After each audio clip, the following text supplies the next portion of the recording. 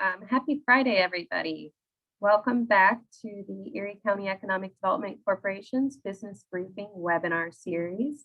We're really excited about today's program.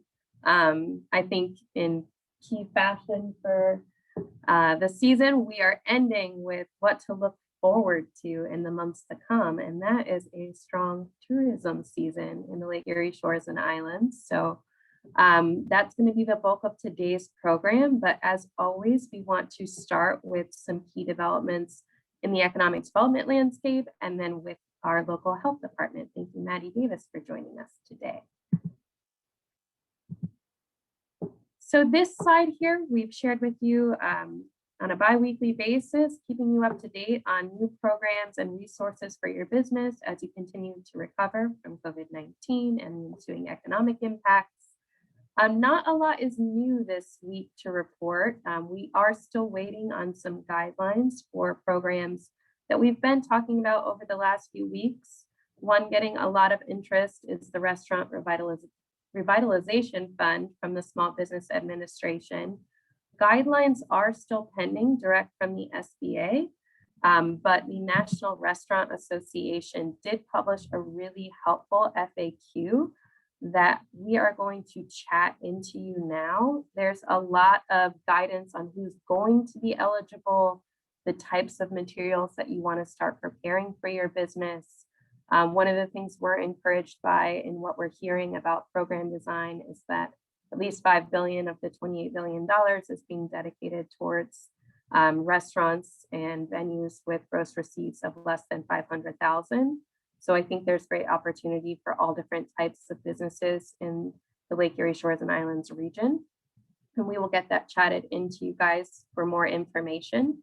And definitely, if you are not on our email list, that is a good place to be sure you've subscribed to get the latest update when guidelines are firmly published.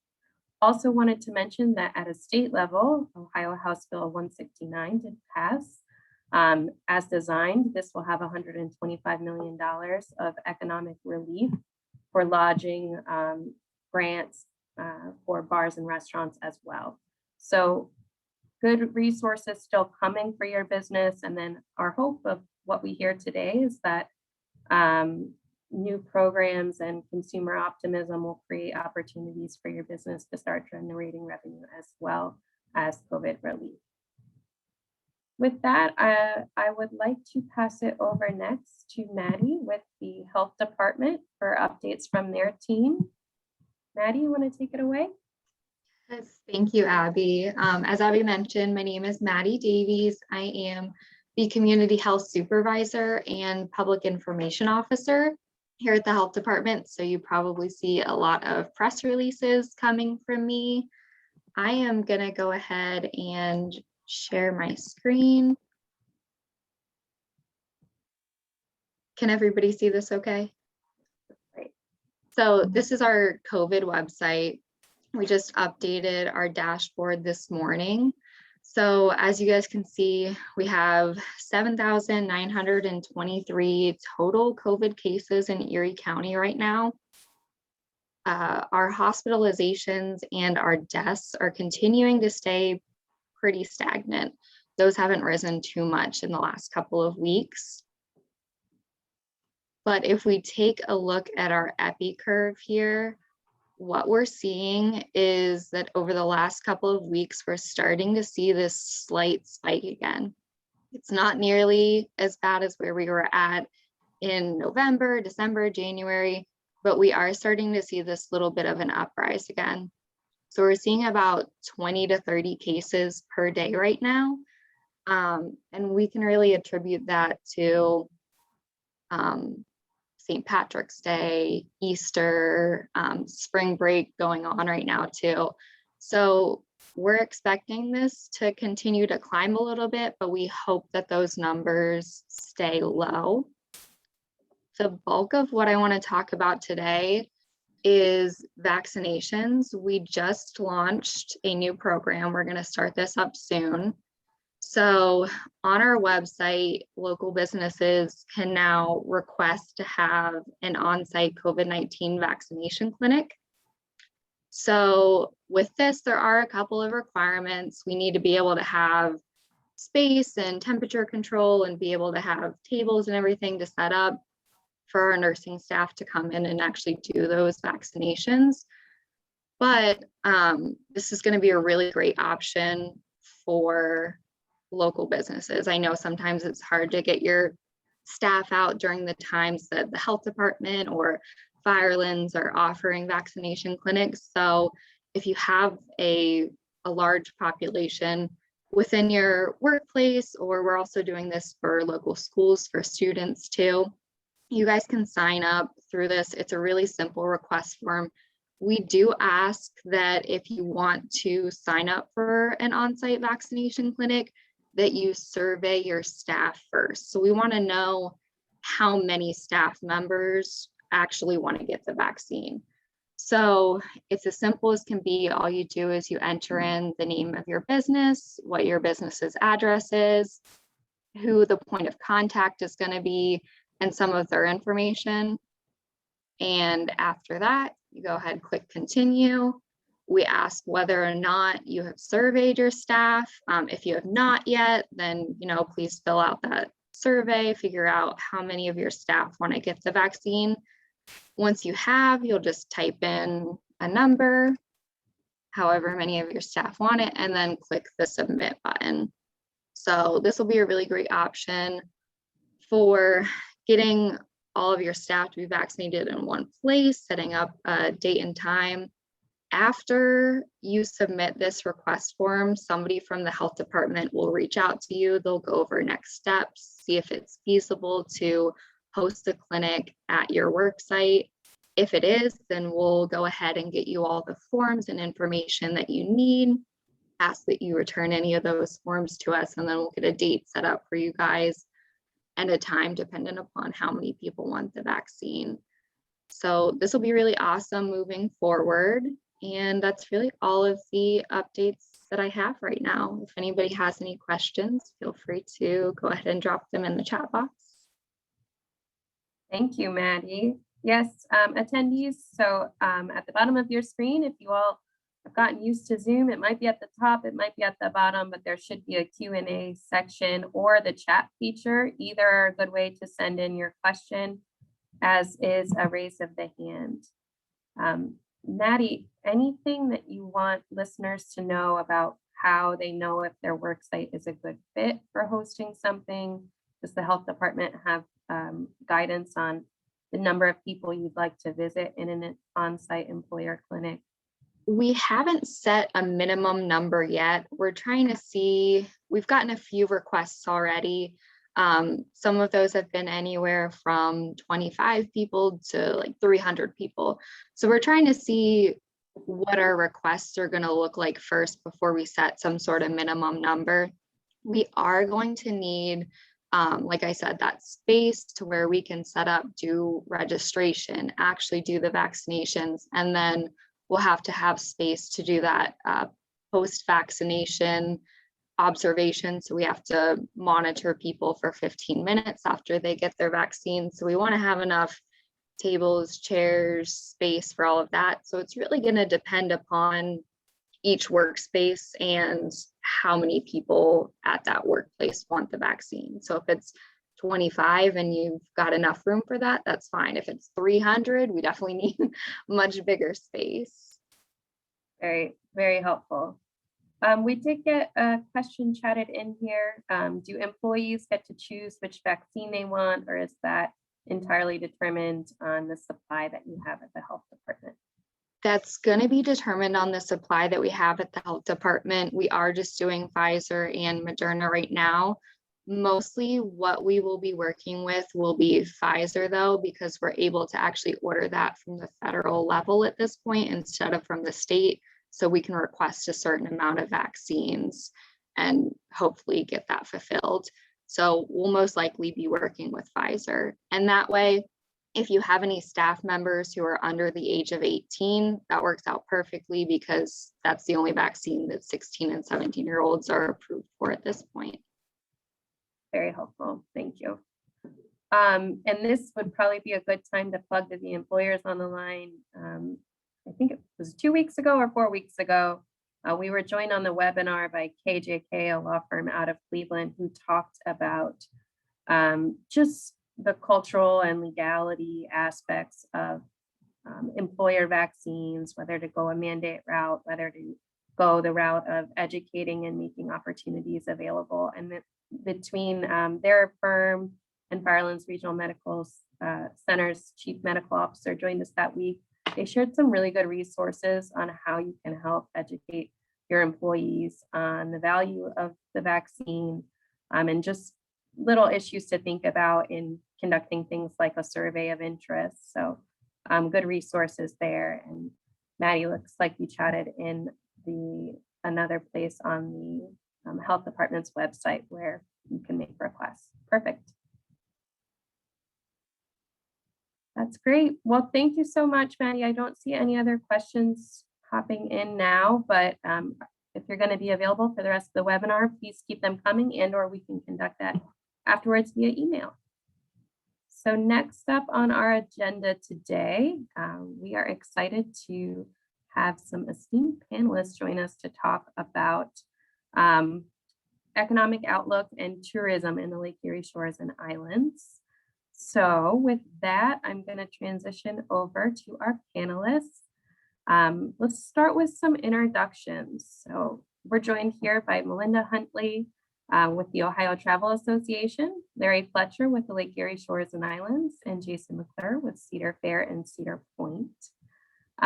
We want to make this a conversation with all of you on the line today. So questions are welcome throughout this discussion via the Q&A, via chat, or with a raise of hands. We definitely have a few that we want to hit with the team here, so we'll get started with those, but questions are welcome at any time from participants.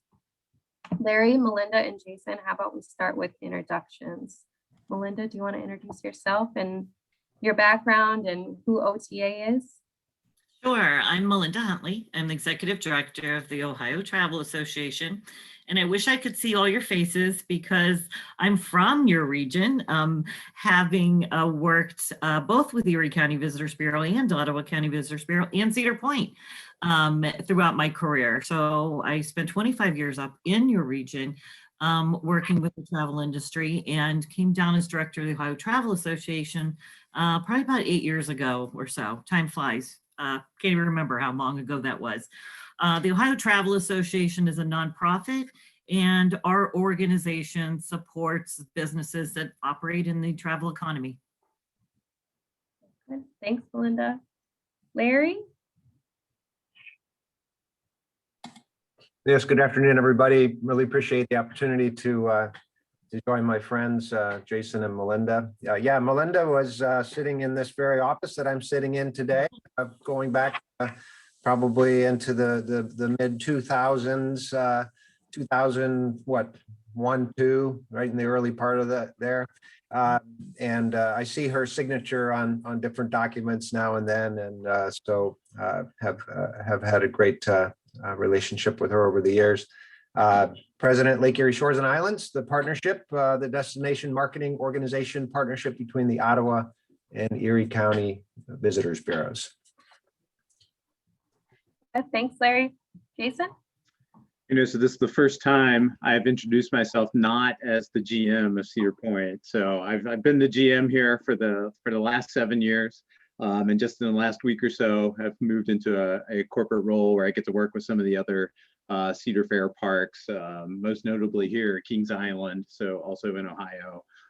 So I'm looking forward to that new opportunity. Glad I keep working with Cedar Point so that I can stay in touch with this place and all the people in the community here.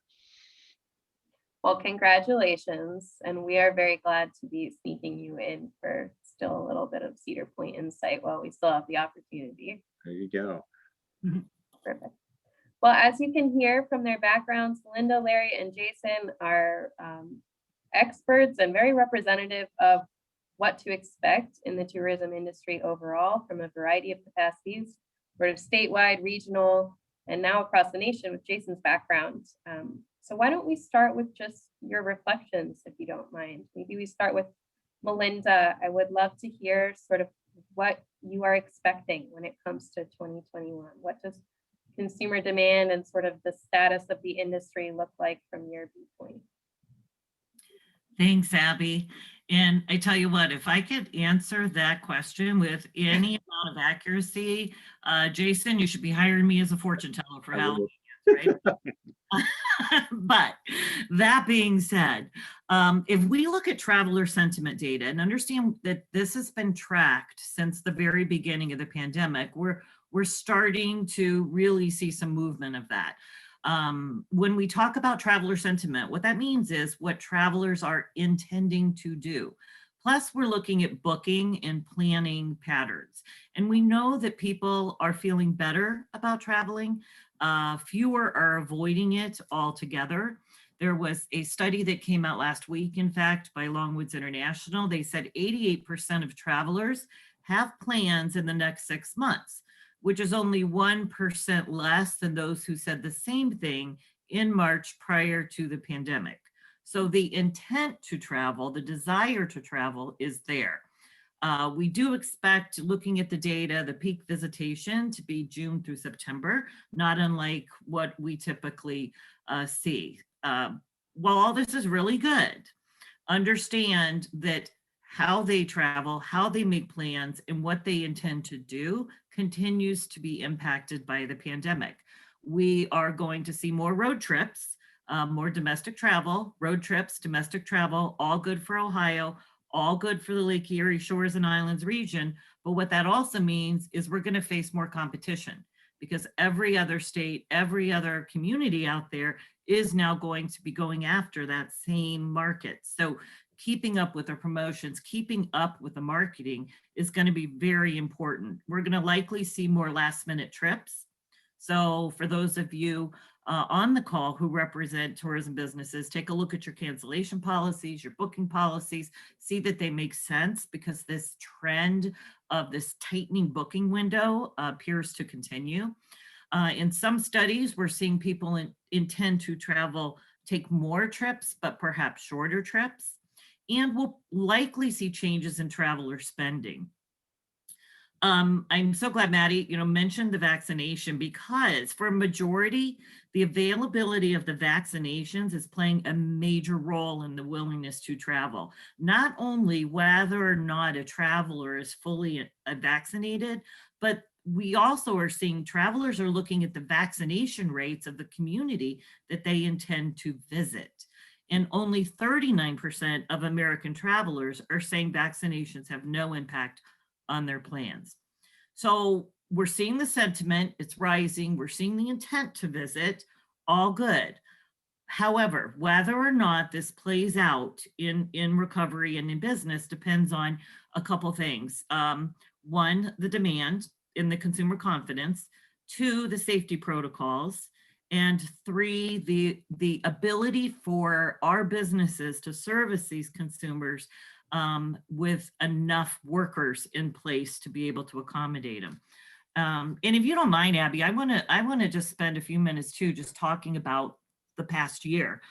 I think it's really important for us to understand that the travel and hospitality industry is very much still in a crisis situation. In fact, I spoke with my colleagues at the Ohio Hotel and Lodging Association this morning, and they're recording January and February was worse than the end of the year in 2020. So we are still losing money every single week. The businesses are losing dollars, and if you look at what has happened from a statewide perspective, we have lost more than 14.5. It's closer now to $15 billion, and that's with a B, in traveler spending since March of 2020. 35% of the jobs lost last year were jobs in travel and hospitality.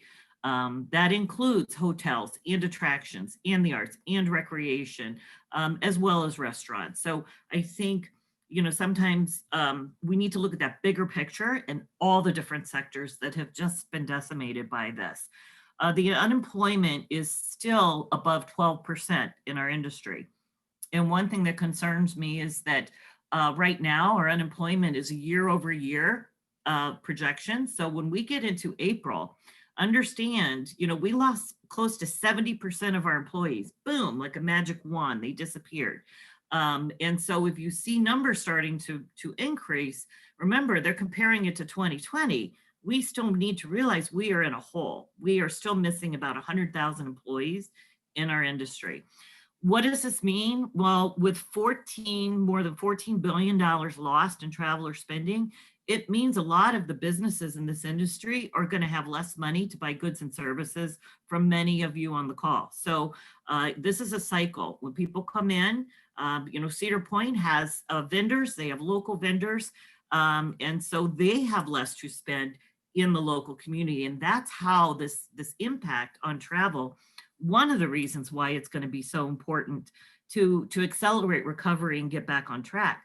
Not to mention, there's been $237 million less in local tax contributions related to traveler spending and $457 million less in state tax revenue because of this loss.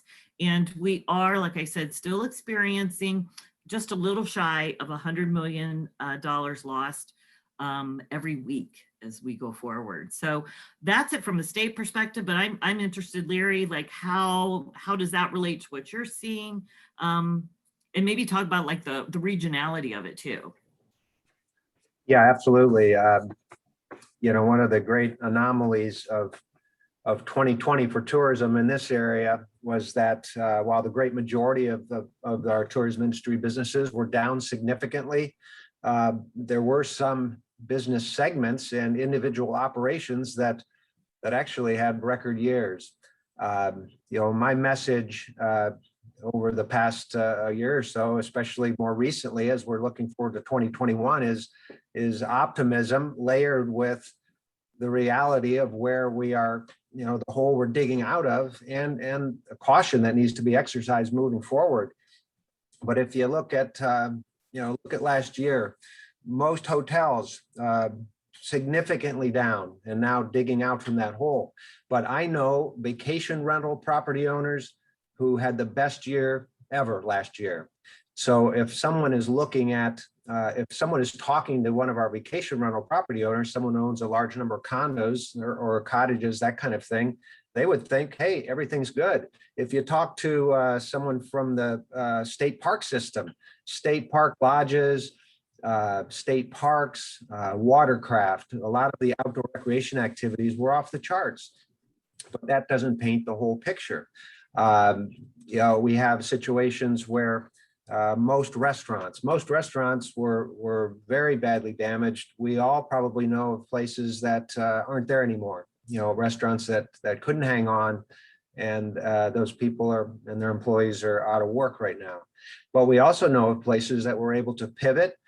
They had the ability to have enough space to space people out, to distance people appropriately, and they did okay. And so we must be looking at the optimistic things that I can share, but also the reality of what we're trying to dig out from. But part of my job is to be optimistic, and I am, because of a number of things Melinda mentioned about consumer sentiment and demand. If I'm looking at our website activity in the month of March compared to March of 19, and March of 19 was strong for us. Just for example, our website sessions are up 93% March 21 compared to March 19. Visits to our website. In that month, about 120,000 visits. Visits to our site from one of our social media platforms up 500% March 19 or March 21 compared to 19.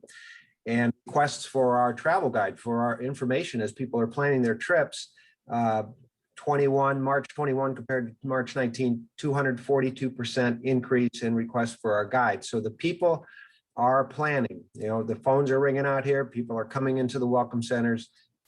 So that demand is going to be there. But the reality is that we gotta layer that demand with our ability to accommodate those people. So there's two sides to all of these coins. A lot of the things that that bode very well for our region in our ability to accommodate visitors with the assets that we have, give me a great sense of optimism. The people are planning, they're going to be here, but we need to be able to accommodate that demand. And we need to be able to take the appropriate safety and security protocols and get that message out there too. So yeah, in all these things, there's a good news and, oh yeah, but got to remember this about how far we have to go. So with that, I'll turn it over to Jason because he's got specifics certainly about that business and where they have been and where they still need to go. Thanks, Larry. You know, my therapist has recommended I don't talk about 2020, but I guess I'll have to start, there. You know, the good news is when we did get the opportunity to open last year, it started very slow, but as the year went on, it built. You know, we started out with reservations required. We moved away from that. We didn't need them. We put them back in October because we started to see more demand. And I think we see the signs of that continuing into this year as well. As parks around the country, kind of in more southern climates have started to open seasonal parks, there's been some good demand at those kind of locations as they've opened. Personally, in Cedar Point, we haven't had a high request for season pass refunds, right? Very few season pass refund requests have come in. So we know our guests that have bought passes are looking forward to using them this year. And I think that's going to be the big question. The big fans are excited to come out, right? The people that want to ride coasters, the coaster fans, they're ready to come, but they're not who we make our profit off of, right? It's the more casual vacationer who looks to have a nice day trip to the park. We know group business, you know, our school business and those kind of things, they're nowhere to be seen, right? As we head into this year, there's a big gap there with some of that. So I'm optimistic about the consumer demand. I think it's going to continue to improve. I definitely expect this to be a better season than 2020. But to think that we'll get back to a 2019 kind of level, I think you hear in some areas that, you know, they're looking forward to getting back to that. I think it's going to be a while before, I don't see that happening in 2021. I don't think we'll get close to where we were back in 19, but lots of good spring signs. I think it helped last year when people came out to the park and experienced it, and we didn't have a lot of, we had zero contact tracing back to Cedar Point related to COVID. And I think the outdoor environment plus the protocols that we put in place, and, you know, we're pretty good about, you know, rules and safety and those kind of things. So it was kind of right up our alley to implement some additional kind of protocols and safety measures. We communicated those pretty proactively. And from that point, I think that track record really helped us. It helped as the year went on, and I think it makes people feel good about this experience going forward. And our industry has seen that elsewhere too, right? The parks that have been open have, I think, the outdoor nature of it. And as we continue to learn more about COVID and some of the guidance around protocols change, I think people feel good about outdoors. So that's going to work to our advantage. Very good. So I'm hearing that reasons to be optimistic, a little bit of caution that we have a deeper hole to dig out of than I think people want to remember, and that there are a couple things that could hamper or encourage more consumer demand. One being protocols and safety, and two being how do we literally accommodate and deliver good service if the Lake Erie Shores and Islands is expected to get a surge.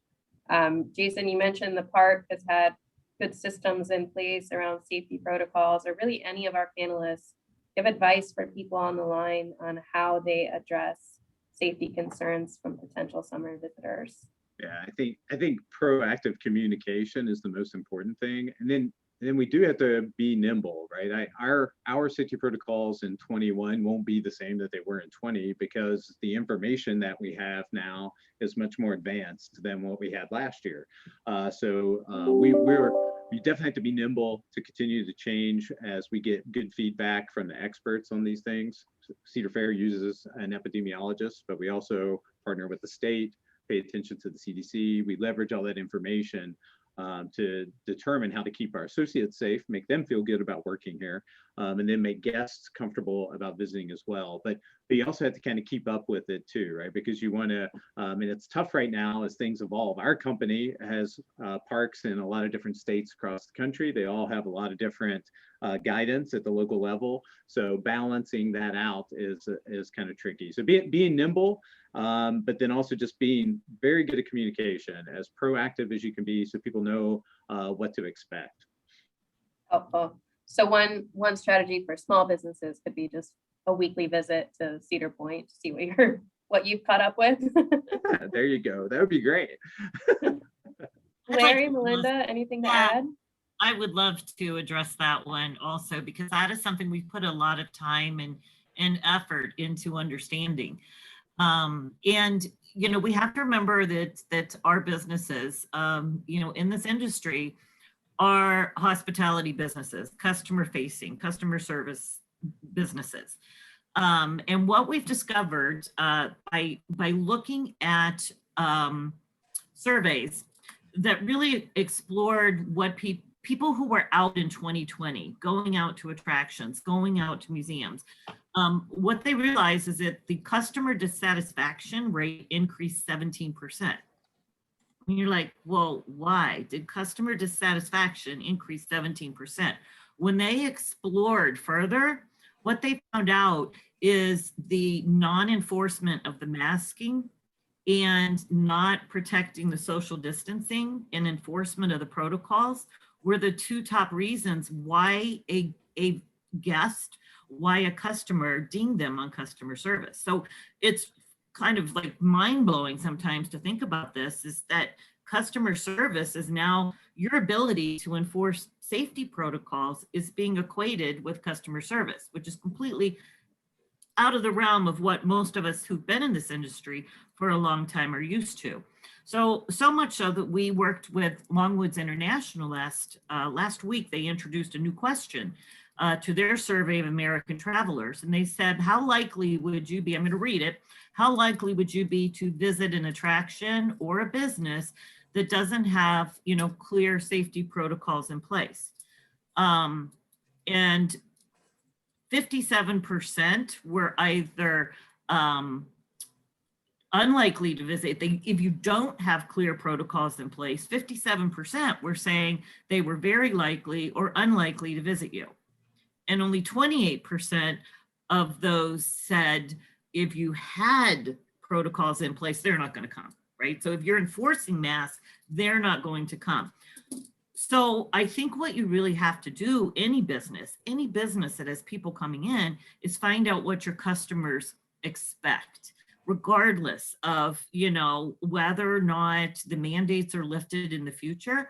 Your customers are likely going to want you to protect them a lot longer than a state mandate may have in place. And so what we've tried to do is really help businesses understand, what are your customers anticipating?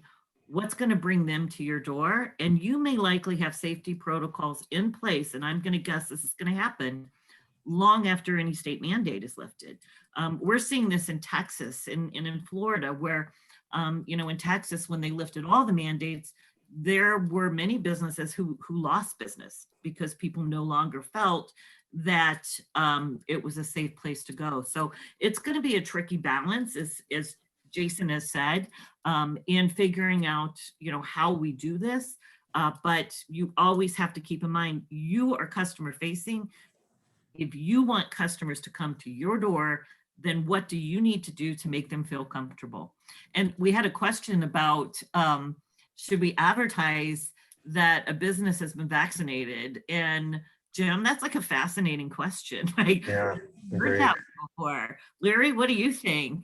Well, I saw that question that Jim put in there, Jim Irvin from Sandusky Segwave, and should we promote the fact that our employees, you know, have been vaccinated? And I've been asking people, you know, having that conversation with people based on something that a group from Put-in Bay, the Perry Group, which is kind of a friends group to the National Park Service out there with the monument, they are promoting a COVID vaccinated wristband.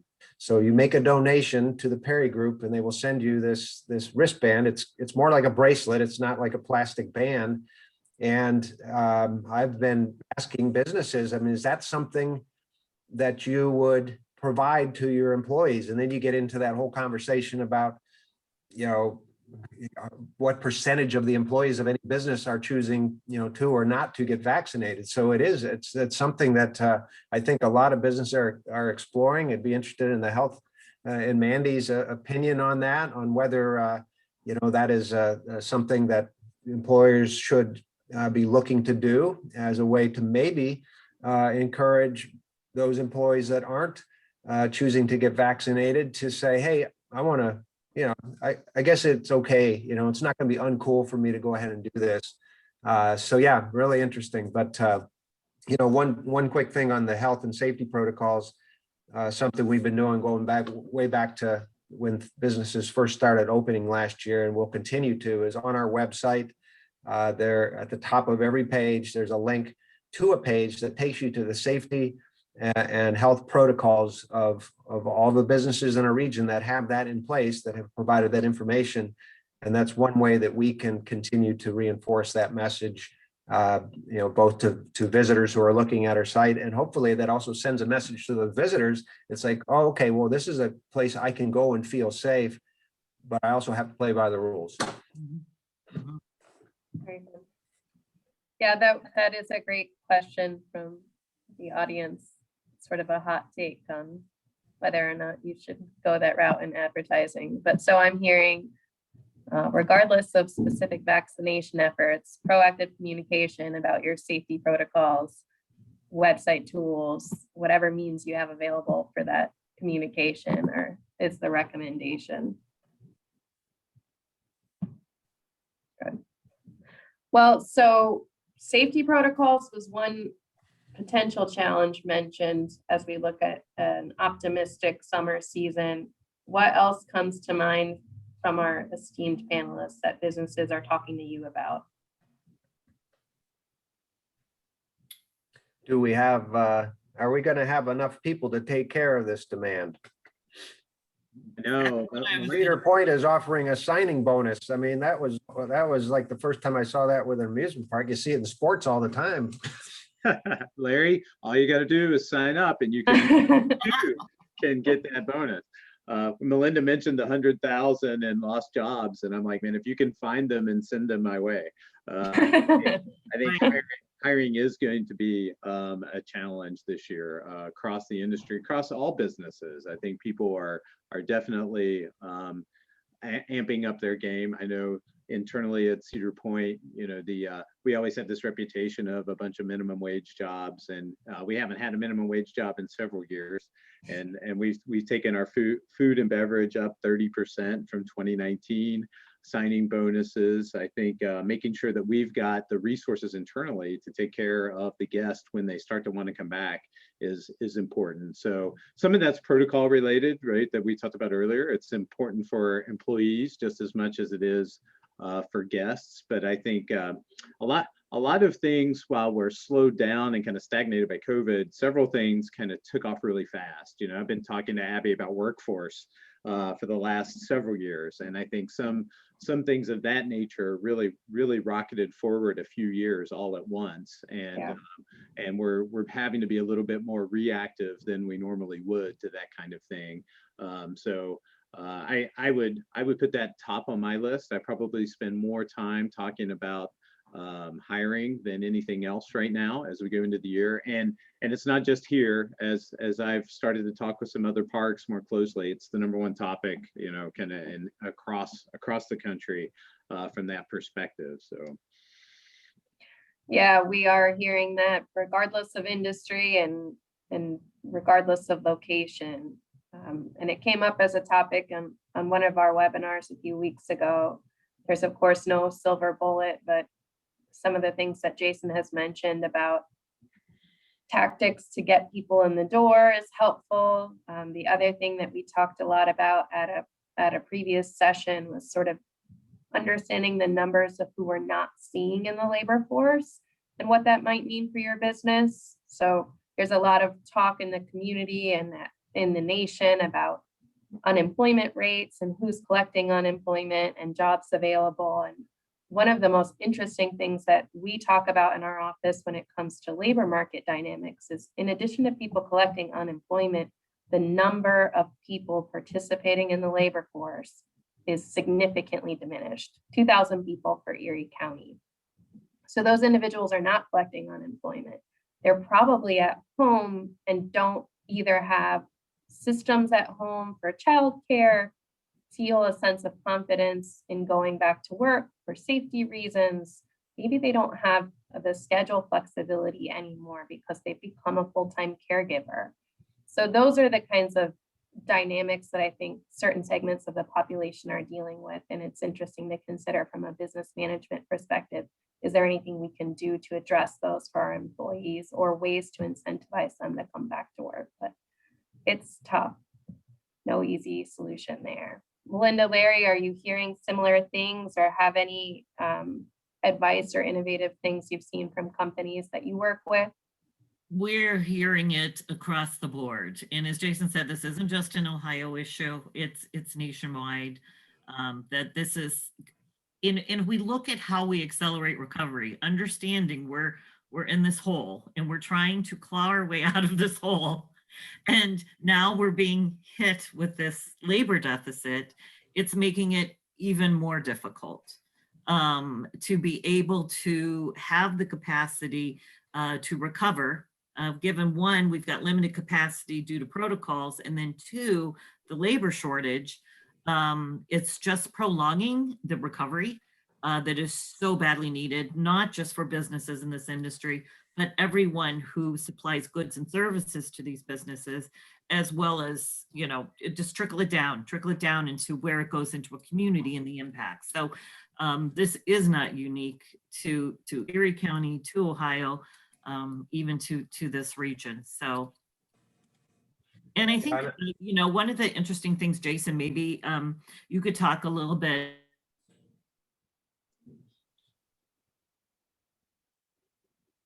Oh, Melinda froze there for a second. Okay, you never know if it's just on your end or Yeah, let me across the board, right? let me interject something until she comes back. And she may have been getting ready to bring this up. And one of the things everybody that's on this call can help with, as Jason knows, there are typically, not last year, but in 2019 and previous years, cultural exchange participants, J1 visa participants that help supplement the workforce, and that was not available in 20. And as Melinda knows, she's probably written a dozen letters already. Just 2 days ago, I got another legislative alert. Will you please send a letter to this legislator, advocating that the State Department start processing these students, because that's one way we could fill some of these positions like we always have, and we don't. That availability isn't there right now. Melinda, you froze for a little bit, so I stalling there for you. Oh, that's good. Usually sentence. I freeze in a very attractive position. And I remember one time my eyes were closed and they kept saying, wait. Yeah, you were saying one of those things, and then we don't know what the thing was. I don't even remember. It was going to be brilliant. I know that. It was brilliant.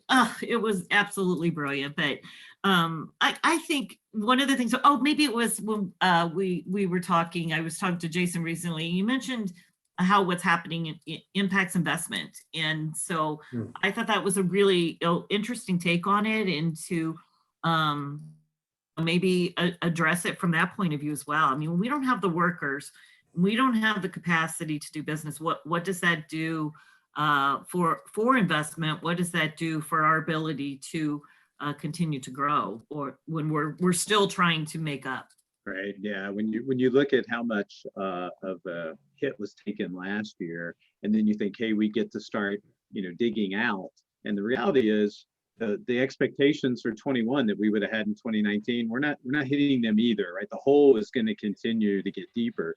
And the longer it takes to just stop that and start, layering back and making it up, it affects the ability to do new investment too, right? It's going to require us to innovate in what kind of experiences that we offer, the kind of attractions that we're able to put in and deliver.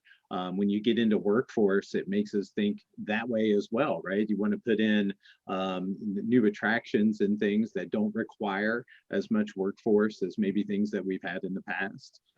Because you have to take all those things into consideration. That's kind of when I was referencing earlier, these trends that we knew were coming, that we thought were going to present themselves in like 5 years, they're here right now, right? They happened kind of overnight. So we're having to react to them and kind of scrap our investment strategy that we would have had in 2019 and totally rebuild a new one as we take into consideration, you know, how much we can invest, the type of investments that will work, because experiences that people are looking for are different now than they were, you know, just kind of a year ago, and how we can actually execute those things. So it's a pretty significant change on kind of all levels of the business, not just as we, you know, look to start good recovery this year, but as we look to kind of the next several years. Yeah, Go ahead, Larry. one of the realities of this year in this area and all areas is that there will be businesses making decisions on how many hours a day they can operate, how many days a week, what segments of their operation they'll, you know, may not be able to open based on the ability to staff those elements of their operation. And as those of us from this region know, you are seeing new development taking place. There's new restaurants going in on Milan Road. There's a new hotel going in on Milan, 2 new hotels going in on Milan Road. Our friends in workforce development have their work cut out for them, and in trying to accommodate the current need and the need that's coming down the pipeline here. So big challenge. Yeah, it's gonna require us to rethink what our labor models are. And of course, those things all come with a cost too. So how you're able to evolve the labor model.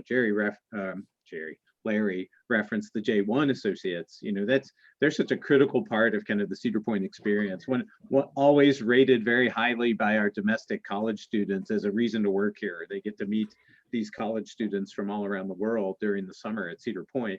You know, they're kind of critical based on the fact that we're a seasonal business, and the amount that we've leveraged in the past, especially when school goes back into session in the fall.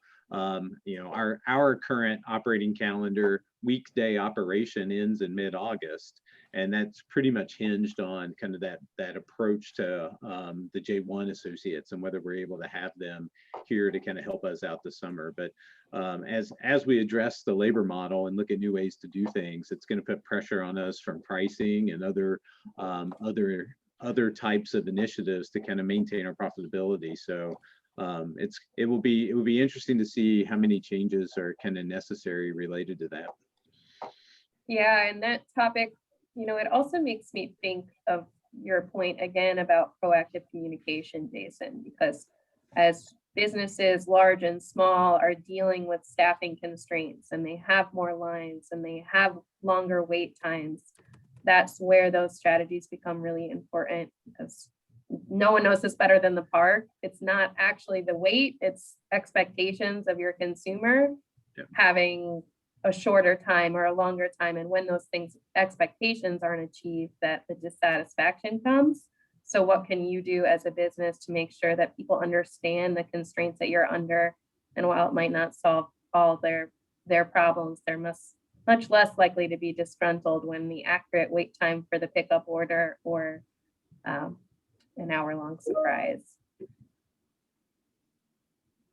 Larry, thank you for chatting that in. I think the J1 comment, and then embedded in all of this about investment and long-term recovery and big changes to staffing models, is this idea that there's a lot of sort of healing to do as an industry, and that's going to require support. So I just want to put in a plug for making sure you're staying in touch with organizations like the Ohio Travel Association and Lake Erie Shores and Islands and Erie County Economic Development, so that we can, in consequence, be in touch with legislators who might have resources to help this industry people need to hear from you about what your business needs and the impacts that the pandemic had on your business long term, to be sure that those things can be addressed wherever possible. Abby, I really appreciate you saying that, because it's very true. You know, I think understanding how vital it is going to be to continue to support some of these businesses as they start to recover. And if we look at the budget introduced by the governor, passed by the House, you know, literally there's like $150 million in economic relief for some specific sectors in the industry. That's basically what we lost over the last week and a half. Yeah. Okay, so put that in perspective. While we're appreciative, I think it's very, very much imperative that we take a look at the level of losses, and we also be really creative on how we can find ways with the new relief funding that's coming out from the federal government. How do we work together, the business sectors, in really propping up some of these businesses that we're going to need around. We're going to need them around for the recovery process. I mentioned how much revenue, tax revenue, has been lost at the local level, at the state level, and the federal level because of this loss in traveler spending. So, providing this relief is really an investment in future recovery and really needs to be looked at. I agree, Melinda. Just taking a look at the time here, everyone, we have about 5 minutes left, so make sure you've chatted in your final questions for the group. We have one more question here related to workforce, but I do want to make sure that we end on an exciting note of what to look forward to for 2021. So noodle on your recommendation for what you're most excited about in the season. And let me share this question here. So hearing from a former Cedar Point employee, Jason, any thoughts on the lack of J1 workers and how that opens the door for workforce development strategies? And I assume employing more from the local area. Yeah, for sure. And first I'd say, Adam, as a former Cedar Point associate, you can be a current Cedar Point go and apply, signing bonus, we'll take care of that. No, I think, it was one of those things I mentioned. Abby and I have been talking for the last several years about workforce development, and being a seasonal business and the number of jobs we hire that aren't year-round, because the park doesn't operate year-round, in the geographic area that we're in, we needed to supplement with J1 associates, and we've been talking about over time, right? How do we need to evolve? And then the need for that presented itself immediately, right? I mean, we always said, what's one of the biggest threats to Cedar Point? Well, if we didn't have any international associates, well, we didn't have any international last year. We're still working hard to have some this year, and if we can get some of the embassies to forward their paperwork, right, and catch up, it's all sitting there on the desk. If they can get caught up, we'll have some here to help us. But we definitely are going to have to continue to change the kind of labor model that we have. That's going to cost us money too, right? So we have to just work that into our overall kind of financial plan. And now, instead of 3 to 5 year plan, right, it's just been accelerated. We're going to have to get to it much more quickly. Yeah, I think it's important to think about, again, what the labor market numbers show us, even in a normal year. When we look at employment year round in the Lake Erie Shores and Islands, we're about that 35,000 people. When it hits the summer months, we have a surge of population. Mm-hmm. So we're able to maintain essentially full employment year round with our existing population. And without those additions, that increased summer demand really couldn't be supported by the existing population. And we just see that in the fact that, we've got December months at 5% unemployment rate, which most economists will tell you these days is considered full employment. So it's a challenging situation. And I think we're fortunate that we have that as a resource for businesses like Cedar Point and others in the region. And I'll mention something about the J1 too, even prior to the pandemic. As Jason said, this was an issue. And so much so that we did a survey of businesses in Ohio, because Cedar Point is not the only business that relies on these J1 workers. So There are businesses throughout Ohio, in every region of Ohio, that rely on these workers. I think at last count, we had, almost 4,000 of these workers coming in. And the important thing to remember is when we surveyed these businesses, what we discovered is that they're not replacing jobs, they're building local jobs, because when they don't have these international workers in place, there are other local jobs that can't be filled.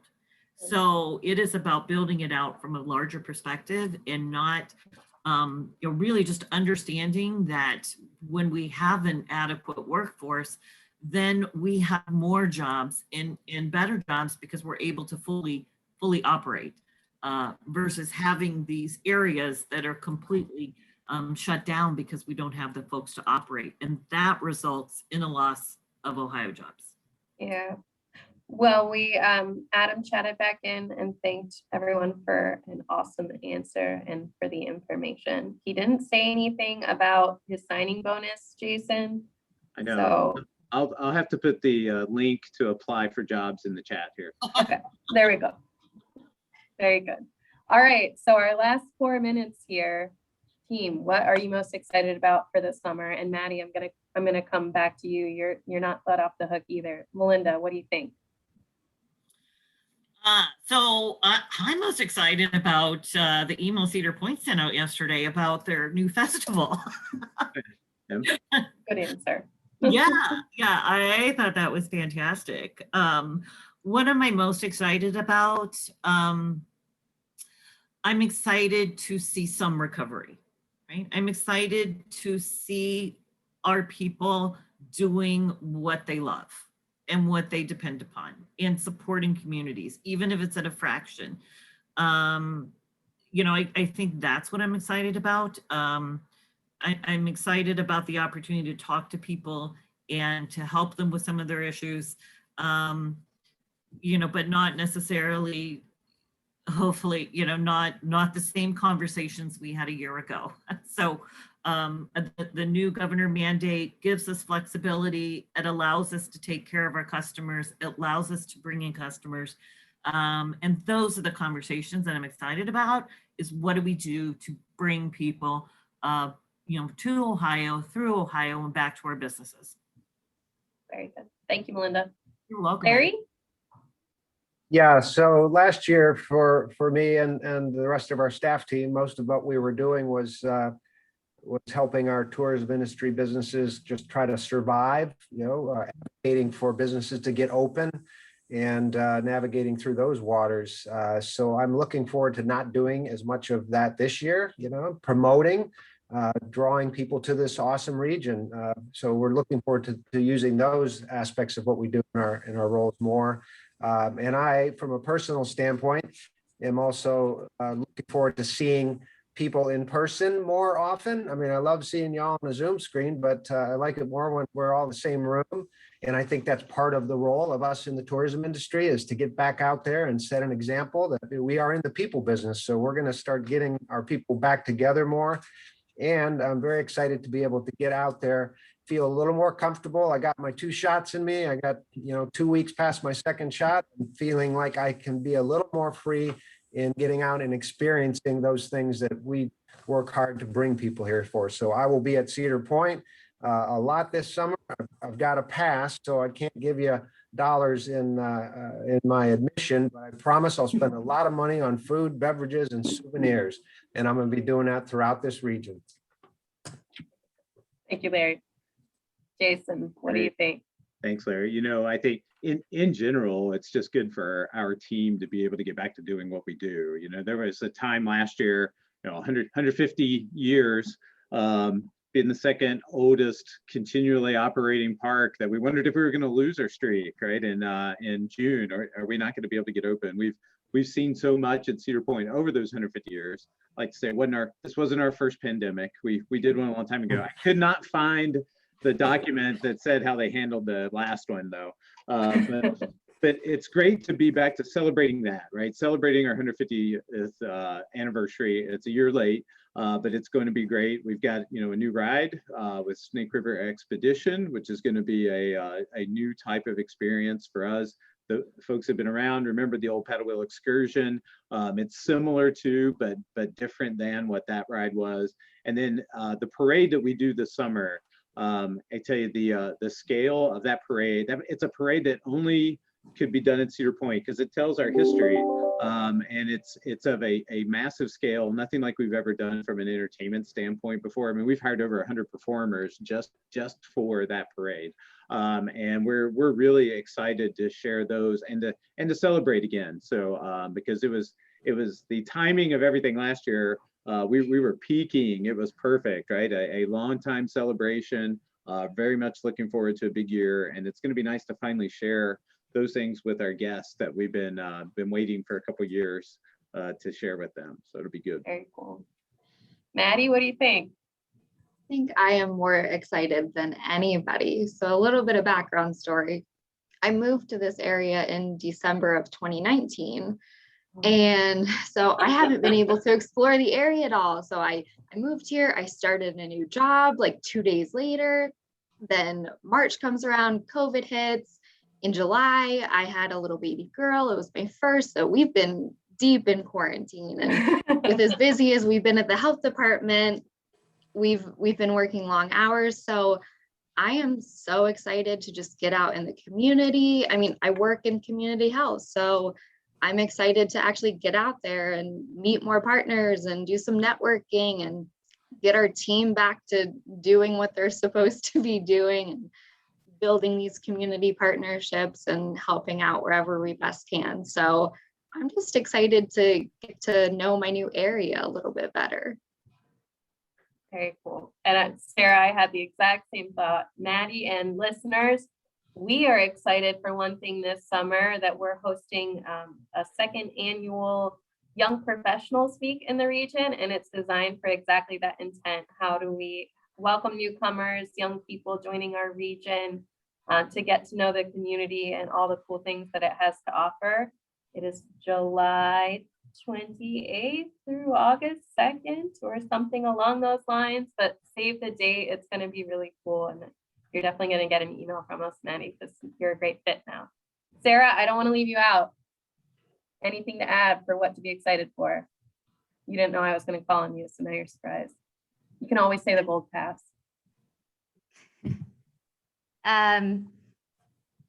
Rise 10-year anniversary is this year, and we're planning lots of exciting things to celebrate it. I thought Jason's comment about, you know, all the different pressures regarding workforce and safety and how that really puts pressure on them for pricing, and how it's important for the callers who even have small businesses to think of it the same way. You might not be Cedar Point, you might only have 5 employees, but are you thinking about all those different challenges? And should you be raising your prices? So I'm excited to continue to work with the small businesses to answer these same tough questions. Very cool. I think mine would be first and foremost, of course, the Gold Pass at Cedar Point. But second, I totally agree. Between Cedar Point and our small businesses, I think of it as they've had kind of a year to think about all their great new ideas.